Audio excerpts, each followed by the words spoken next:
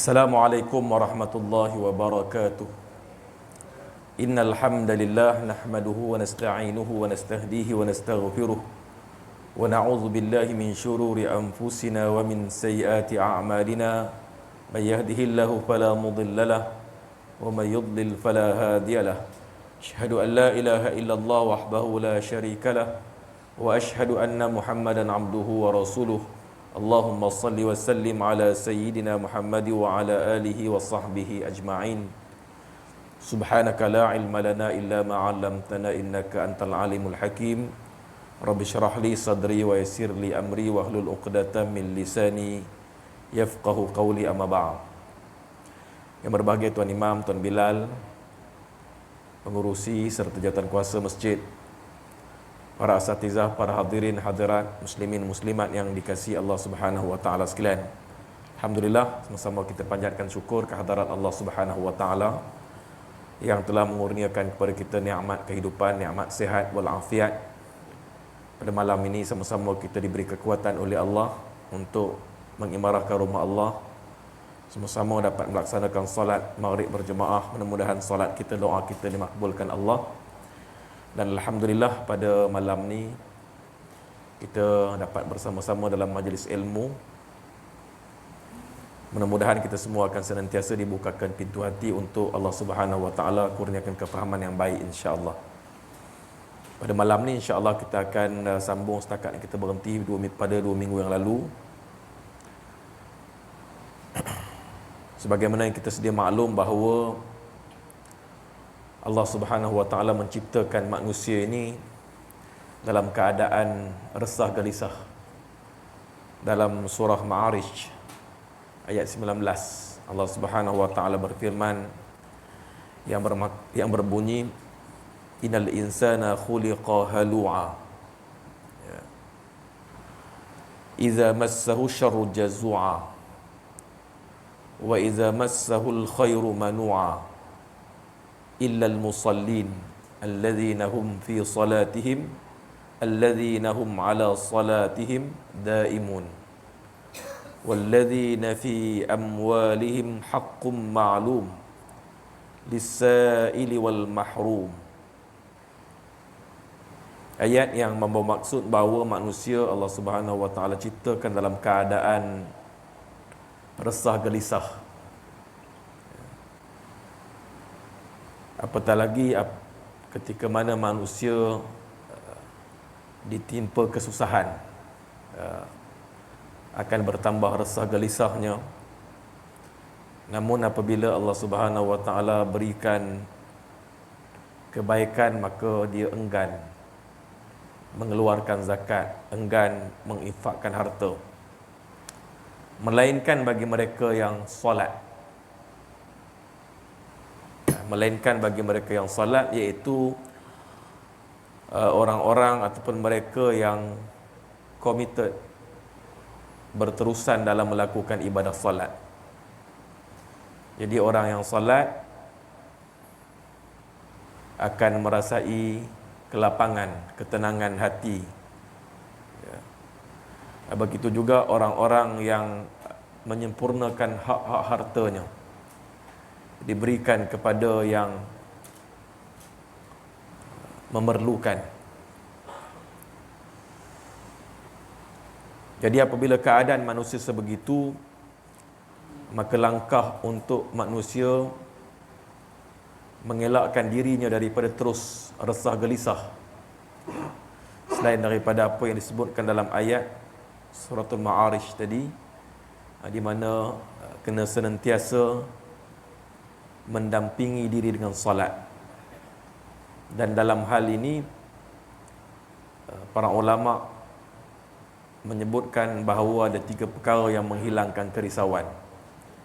Diriwayatkan daripada sebahagian para hukama, para cendekiawan Islam di kalangan mereka yang dekat hampir dengan Allah Subhanahu wa taala, menyebutkan di mana kata-katanya berbunyi, thalathatu asya'a tufarrijul ghusas, zikrullahi ta'ala wa liqa'u awliya'ih wa kalamul hukama. Tiga perkara yang akan dapat melenyapkan, yang akan dapat menghilangkan kerisauan ataupun resah gelisah, iaitu dengan cara mengingati Allah, zikrullah ta'ala, dan dengan cara berjumpa dengan para awliya, para wali-wali Allah, dan yang terakhir dengan cara mendengar ucapan-ucapan para ahli hikmah, ataupun dalam bahasa Arabnya disebut sebagai para hukama, orang cerdik pandai agama, orang yang berilmu dan mengamalkan ilmunya. Jadi dalam kata-kata hikmah ini menjelaskan kepada kita bahawa ingat Allah dapat dilakukan dengan berbagai-bagai cara lah. Antara caranya baca Quran.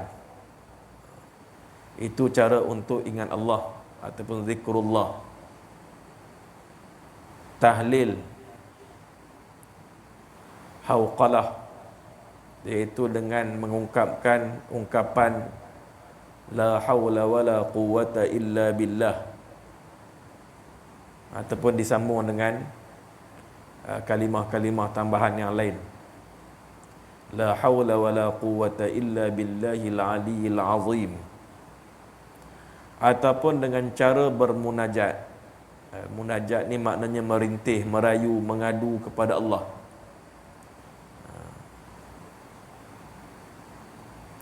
Diriwayatkan bahawa Ibrahim Al-Khawas, yang nama lengkapnya Abu Ishaq Ibrahim bin Ahmad Ismail Al-Khawas, di mana beliau sezaman dengan Al-Junaid dan An-Nuri.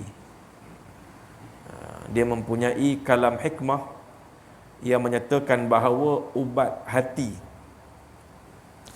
penawar bagi hati daripada penyakit resah ataupun risau, ada 5. Yang pertama, baca Quran. Baca Quran bukan baca semata-mata sebegitu, bahkan baca dengan mentadaburi maknanya, ataupun memahami, merenungi maknanya, baca dengan makna,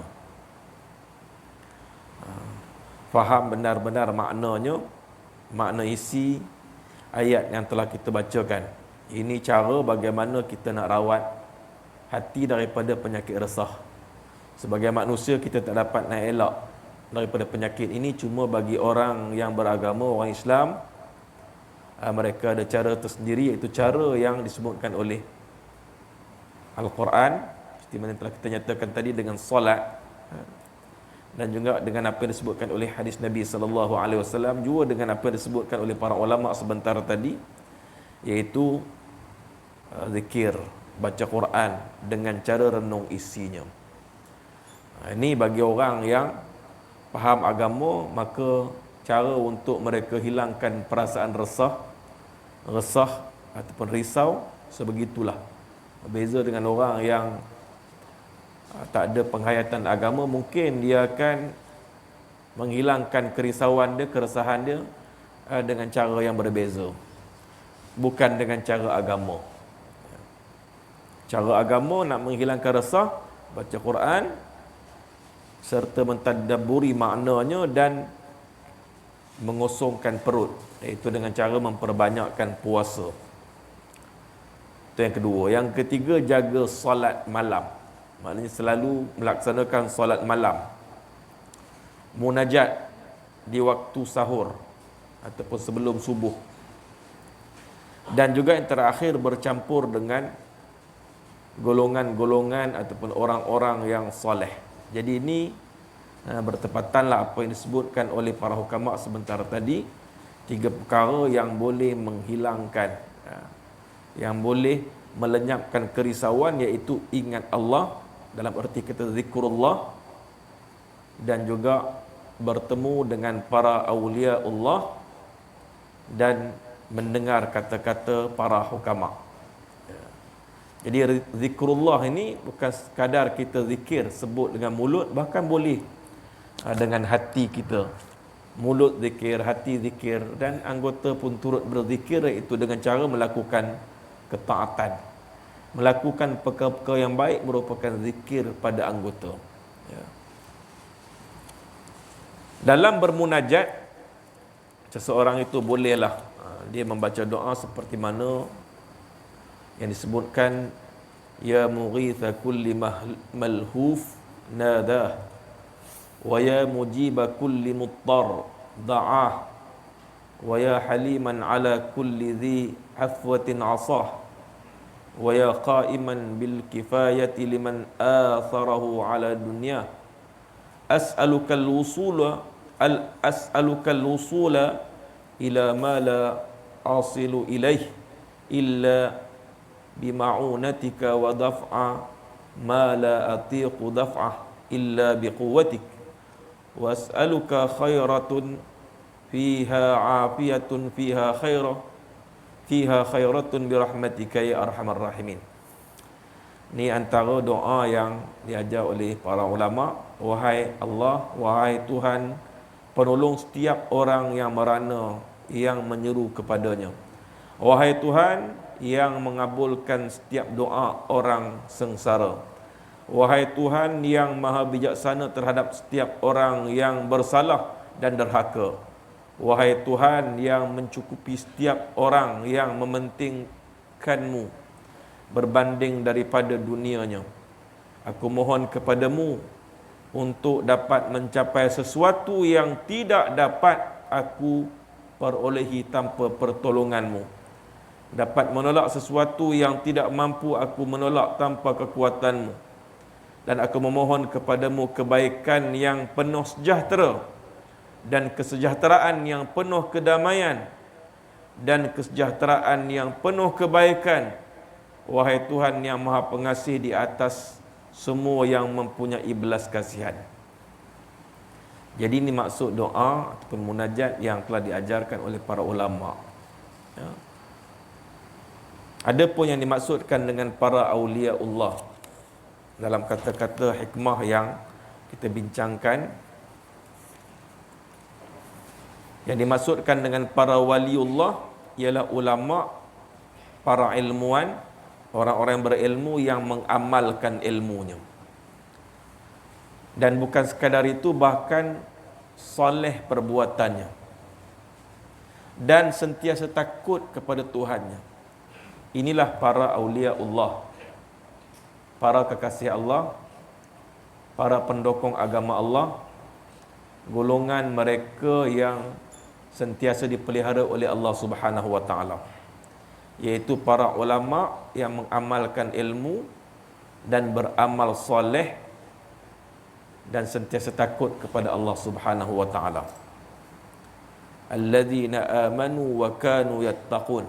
Ni para awliya Allah yang disebutkan dalam Al-Quran, mereka yang tak bimbang dan tak takut.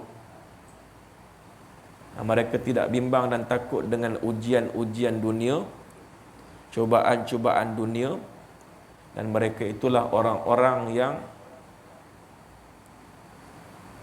bertakwa kepada Allah, orang-orang yang beriman dan bertakwa kepada Allah. Dulu kita sebutkan bahawa iman tentunya dia mempunyai ilmu. Bagaimana nak beriman kalau tidak ada ilmu? Jadi orang yang beriman tentunya mereka itu berilmu, dan ilmu itu kena digandingkan dengan amal soleh. Jadi itulah yang dimaksudkan dengan para awliya Allah ataupun kekasih Allah, orang yang hampir dan dekat dengan Allah Subhanahu wa taala, orang yang disebut oleh Nabi sallallahu alaihi wasallam yang mengutamakan kewajipan. Segala kefarduan dilaksanakan dan diikuti dengan perkara-perkara sunat hinggalah dia beroleh kecintaan Allah. Apabila dia beroleh kecintaan Allah, maka Allah akan bersama-samanya dalam setiap tindak tanduk gerak-gerinya. Ya. Jadi Allah pelihara kehidupannya. Jadi ini merupakan kelebihan yang Allah Subhanahu wa taala berikan kepada kekasih Allah ataupun para awliya Allah. Bahkan para awliya Allah ini Allah jamin siapa yang kacau, ganggu ataupun nak perangi para awliya Allah, maka nanti dia akan diperangi oleh Allah Subhanahu wa taala. Dan seterusnya kita lihat nasihat yang berikut, yang ke-13, berakhlak, bersabar dan wara. Berakhlak, bersabar dan wara. Diriwayatkan daripada Hasan al-Basri.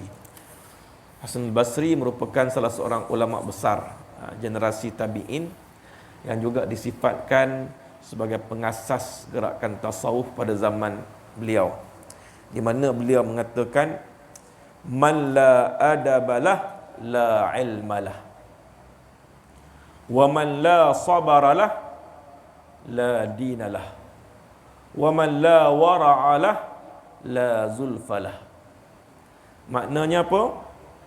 Maknanya barang siapa yang tak beradab, barang siapa yang tiada memiliki akhlak ataupun tingkah laku terpuji, la ilmalah, maka dia sebenarnya tak ada ilmu. Jadi orang tak ada adab menunjukkan dia tidak ada ilmu. Kerana apa? Kerana ilmu tu untuk diamalkan. Ilmu tu adalah untuk menjadikan seseorang itu berakhlak dan berpekerti mulia. Dan itu pun tujuan Nabi SAW diutuskan untuk memperelokkan dan menyempurnakan akhlak manusia.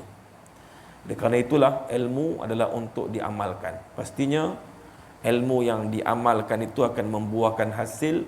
Hasilnya seseorang itu akan memiliki akhlak yang terpuji, akan menjadi contoh kepada orang yang lain, berbanding dengan orang yang tidak mengamalkan ilmunya.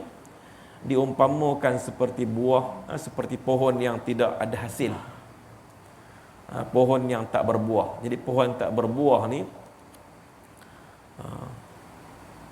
biasanya pohon yang sepatutnya dia berbuah tapi dia tak berbuah.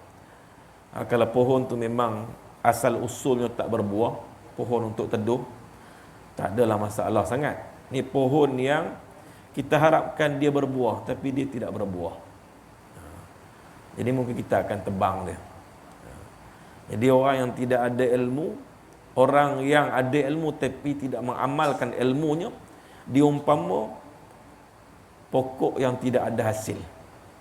Jadi yang dimaksudkan dengan adab dalam konteks kata-kata Hasan al-Basri sebentar tadi, iaitu orang yang tak ada adab, man la adabalah la ilmalah, sebenarnya dia tidak ada ilmu. Jadi betapa menggambarkan kepada kita adab ataupun akhlak merupakan perkara yang penting dalam kehidupan. Dia merupakan nilai kepada ilmu. Ilmu dia tu tak berfungsi untuk membentuk diri dia menjadi insan yang sempurna pada sudut akhlak. Sedangkan itu pun merupakan peranan ilmu. Itu adalah peranan ilmu, peranan amal. Macam kita salat, kita puasa, kita zakat, kita melaksanakan haji, keseluruhan rukun Islam itu adalah untuk menjadikan kita insan yang sempurna pada akhlak, pada penampilannya. Bagaimana salat mengajar kita berdisiplin, salat mengajar kita menjaga masa, salat mengajar kita berukhuwah, salat berjemaah, datang ramai-ramai, temu dan bersapa dengan rakan taulan, dengan sahabat handai. Jadi ada nilai-nilai kemasyarakatan, nilai-nilai akhlak murni dalam salat. Salat ajar kita ikhlas. Itu juga dengan puasa. Puasa didik jiwa, hati kita menjadi hati yang lembut, hati yang ada sifat belas kasihan, hati yang tak ada sifat kedekut dan sebagainya. Jadi begitulah peranan agama. Bila diamalkan agama itu, dia akan membuahkan akhlak ataupun budi pekerti yang mulia. Dan waman la sabara lahu la dinalah. Siapa yang tak sabar, maka dia dianggap tiada agama. Dia tidak memiliki nilai agama. Siapa yang tak punya kesabaran berarti dia tidak memiliki nilai agama. Jadi kesabaran merupakan perkara yang penting. Itulah diajar oleh agama kepada kita bagaimana Nabi Ibrahim AS mengajar kita supaya bersabar. Sabar dengan ujian. Mengajar tentang pengorbanan. Pengorbanan memerlukan kepada kesabaran.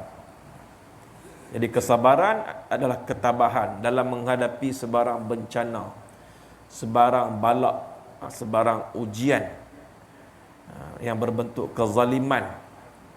Kezaliman sesama manusia. Sebab manusia ni dia apabila tak ikut agama, dia akan berlaku zalim, menzalimi antara salah satu dengan yang lain. Sampai kepada peringkat fitnah, bunuh dan sebagainya. Begitulah manusia apabila hilang pertimbangan, maka dia akan lupa perikemanusiaan. Apabila terlampau kejarkan dunia, kejarkan kemewahan, maka dia akan lupa agama. Apabila dia lupa agama, dia akan melakukan penindasan, melakukan kezaliman, dia tak peduli hak orang lain. Betapa bahaya menurut hawa nafsu. Oleh kerana itulah hawa nafsu perlu dikawal. Yang mengawal hawa nafsu adalah akal. Akal yang diisi dengan ilmu. Jadi ilmu akan dapat mengawasi nafsu yang mana kehendaknya tidak berketepian. Juga ketabahan dalam menyingkirkan ataupun membuang perkara-perkara yang mengundang dosa, maksiat. Sabar. Sabar daripada melakukan perkara-perkara maksiat. Dan dalam melaksanakan perintah agama juga memerlukan kepada kesabaran. Nak salat pun kena sabar. Ada ujian. Ada pertembungan dalam diri. Pertembungan dengan musuh yang sedia ada dalam diri, iaitu nafsu. Nafsu yang senantiasa nakkan kerehatan, nakkan kesenangan. Jadi musuh yang paling dekat adalah nafsu kita. Jadi itulah yang kita katakan musuh pertama yang perlu kita tewaskan, yang perlu kita kalahkan. Jadi mereka yang kalah berpunca daripada dia kalah dengan nafsu dia. Walaupun ada elemen-elemen luaran, tapi dia tetap berpunca dengan diri dia, nafsu dia. Dia tidak dapat kalahkan nafsu dia. Akal tak dapat mengalahkan nafsu. Mungkin disebabkan akal kurang ilmu. Mungkin ada ilmu, kurang amal. Bila tak amal, kekuatannya tidak ada. Kekuatan untuk membentengi diri daripada melakukan kejahatan tidak ada. Makanan roh tidak cukup. Mungkin makanan jasmani saja yang cukup, malah berlebihan, menyebabkan tiada seimbang dalam diri. Menyebabkan nafsu itu menguasai akal. Sebaliknya, kalau makanan roh itu diberi secukupnya, solat 5 waktu dengan penuh khusyuk, tawaduk, berjemaah pula, ditambah dengan amalan-amalan yang lain, tentunya memiliki kekuatan jiwa dan rohani yang kuat. Jadi kekuatan itu mampu untuk mendepani apa jua ujian-ujian kehidupan. Ya. Jadi orang-orang yang beriman dan beramal soleh ini, maka mereka tidak akan ada perasaan resah, gelisah dalam kehidupan. Sebab mereka sentiasa melaksanakan apa yang diperintahkan oleh Allah, yang mana perkara itu merupakan penawar bagi penyakit-penyakit hati. Manakala wara', kita sebut tadi, man la wara'a lahu la zulfalah. Siapa yang tiada sifat ataupun tidak ada sifat wara', maka tiada dekat ataupun hampir dia kepada Allah Subhanahu wa taala. Wara' ni dia lebih kepada menjaga, lebih kepada berhati-hati. Berhati-hati dibimbangi tergelincir melakukan perkara-perkara yang haram. Faman ittaqa syubhat faqad istabra'a irdihi wa didini. Siapa yang jaga diri daripada perkara-perkara syubhat, maka sungguhnya dia telah pun menjaga agama dan juga kehormatannya. Faqad istabra'a lidinihi wa 'irdihi. Itu hadis Nabi sallallahu alaihi wasallam. Jadi wara' ni merupakan kesanggupan diri kita untuk meninggalkan sesuatu yang haram dan sesuatu yang tidak berapa jelas halal ataupun haramnya. Itu perkara-perkara yang disebut sebagai syubhah, yang telah saya sebutkan tadi. Siapa yang jaga perkara-perkara syubhah, maka sesungguhnya dia telah menyelamatkan diri, agama dan juga kehormatannya. Perkara-perkara syubhah dalam kehidupan ni banyaklah. Perkara yang kita rasa ragu-ragu, was-was tentang kehalalannya, peratusan halalnya dalam banyak perkara lah. Dalam banyak perkara, terutama yang biasa kita bagi contoh adalah makan lah.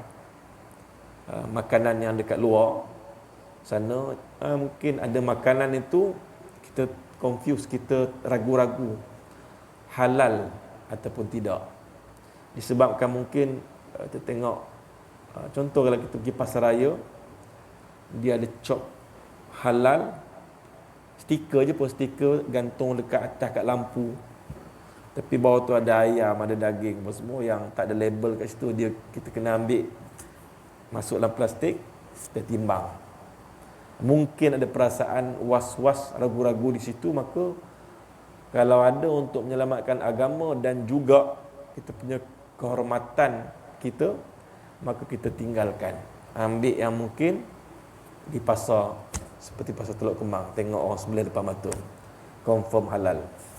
Berbanding dengan kita pergi pasar raya Billion ke pasar raya Tesco dan sebagainya, mungkin ada perasaan was-was sebegitu. Jadi bila ada perasaan was-was saja, maka lebih baik kita elakkan. Begitulah juga perkara-perkara yang lain. Walaupun ada cop halal, barangkali kita rasa was-was juga. Ada sesuatu yang kita rasa tak kena. Kita je lah. Mungkin orang lain yakin sebab dah ada tanda logo tu. Dia yakin dengan tanda itu. So dia kena peganglah keyakinan itu.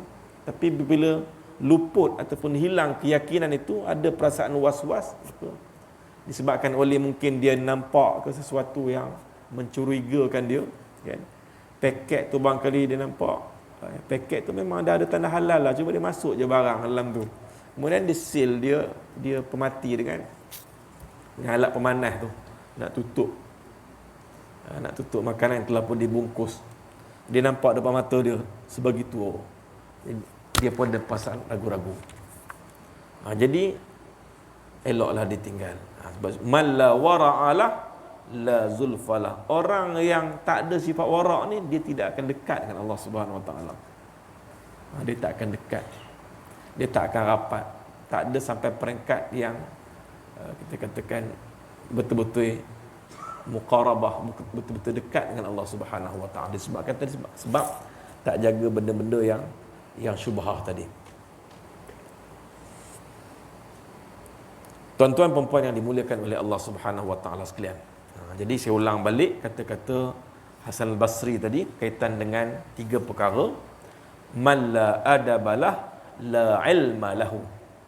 Siapa yang tak ada adab, berarti dia tidak ada ilmu. Itu kata mudahnya.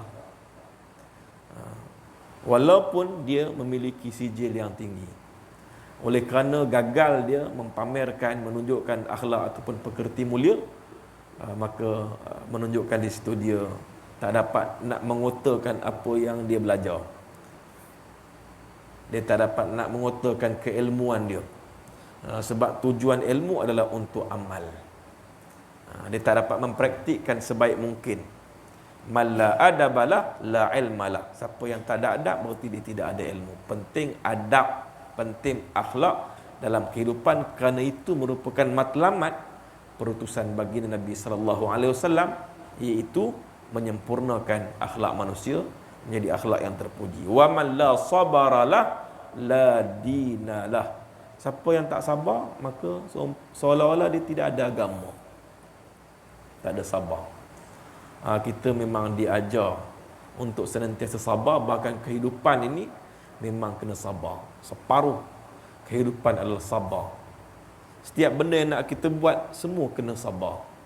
Sabar dalam melakukan taat, sabar ketika kita nak melakukan maksiat, sabar. Jangan buat, walaupun ada godaan yang besar yang mungkin tak dapat kita nak hadapinya, tetap kena sabar.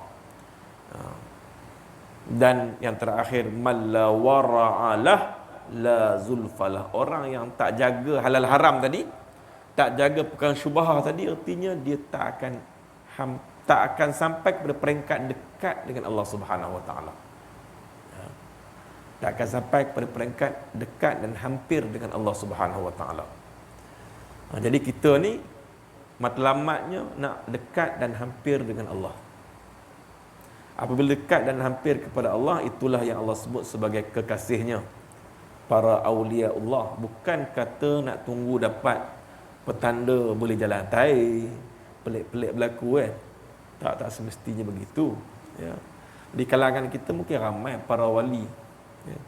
Kita nampak allazina amanu wa kanu yattaqun, orang-orang beriman dan bertakwa. Tingkatan kita di sisi Allah Subhanahu Wa Taala, bukan kita dengan manusia. Jadi kita harapkan apabila kita beroleh tingkatan itu di sisi Allah Subhanahu Wa Taala, maka Allah akan jaga kita. Allah jamin siapa yang kacau, maka dia akan dijaga oleh Allah. Allah akan jaga kita. Musuh tak akan menghampiri kita disebabkan kita adalah kekasih Allah Subhanahu Wa Taala. Jadi untuk jadi kekasih Allah, tentunya kena mengutamakan yang fardu diikuti dengan perkara yang sunat. Dan insya-Allah selepas itu kita akan beroleh kecintaan Allah. Apabila seorang beroleh kecintaan Allah, maka dia akan bersama-sama dengan Allah dalam setiap gerak-geri dan tindak tanduknya.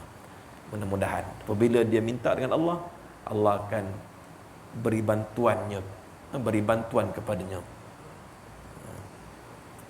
Tuan-tuan perempuan yang dikasihi oleh Allah Subhanahu Wa Taala sekalian.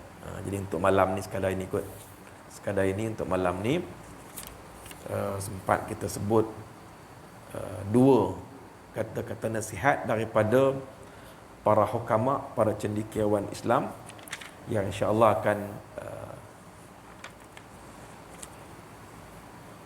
akan lebih memberi kita kekuatan dalam menjalani kehidupan di atas muka dunia ini, yang mana kehidupan di dunia ini banyak ujian, banyak cabaran, banyak godaan, tribulasi dan sebagainya, memerlukan kepada kesabaran, memerlukan kepada kekuatan roh yang kuat. Dan kekuatan roh tidak akan kita kena bermujahadah untuk melakukan semua bentuk suruhan Allah Subhanahu Wa Taala, dan yang paling utama adalah salat berjemaah yang sedang kita laksanakan, yang sedang kita nantikan, salat Isyak. Jadi dengan tunggak salat 5 waktu ini akan memperkukuhkan rohani kita, dan kita mampu untuk menjalani kehidupan dengan penuh kekuatan dan penuh kesabaran insya-Allah. Sekadar ini perkongsian yang baik daripada Allah Subhanahu Wa Taala, dan yang kurang daripada kelemahan diri saya sendiri. Aqulu qawli hadza astaghfirullahal azim li wa lakum. Assalamualaikum warahmatullahi wabarakatuh. Bismillahirrahmanirrahim. Alhamdulillahirabbil alamin. Salatu wassalamu ala asyrafil anbiya'i wal mursalin wa ala alihi wa sahbihi ajma'in. Allahumma zidna ilma warzuqna fahma. Allahumma zidna ilma warzuqna fahma. Allahumma zidna ilma warzuqna fahma. Subhanakallah bihamdika asyhadu an la ilaha illa anta astaghfiruka wa atubu ilaik. Sallallahu ala sayyidina Muhammad walhamdulillahi rabbil alamin. Qabbalallahu minkum.